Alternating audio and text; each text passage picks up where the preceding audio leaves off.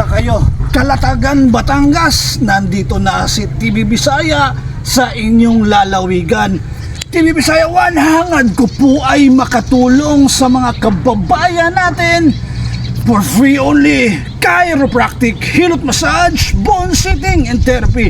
TV Bisaya 1, maraming salamat po mga kababayan ko. Ako po ay isang charity vlogger para sa mamamayang Pilipino. Nandito tayo sa helipad o helicopter ng Coast Guard dito sa White House. Ito po ay tinatag noong 1930 pa. Ikutin natin ang buong White House.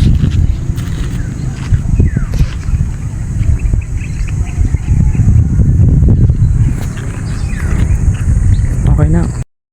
Ay, mga kababayan ko, Lighthouse ng Kalatagan, Batangas. Nandito si TV Bisaya sa lalawigan ninyo. Ako po ay isang charity vlogger para sa mamamayang Pilipino for free only. Chiropractic, hilot massage, bone sitting and therapy. TV Bisaya 1, maraming salamat po mga kababayan ko. Mayaman ka man o mahirap ay pupuntahan kita, nasa laylayan. Shout out sa inyong lahat.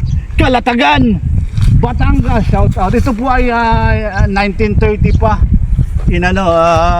tinayo, bla bla bla bla bla.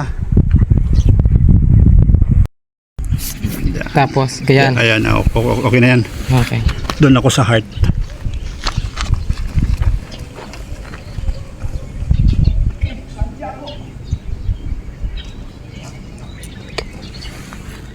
Oy, Cape Santiago dito sa Kalatagan, Batangas.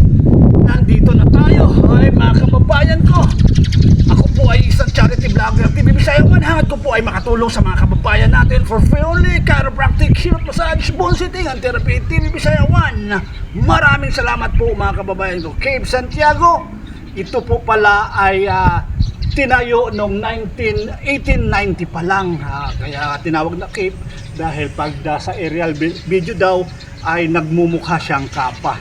Alam na natin, may alam na tayo. Shout out sa lahat na residente dito sa Kalatagan, Batangas. Maraming salamat po.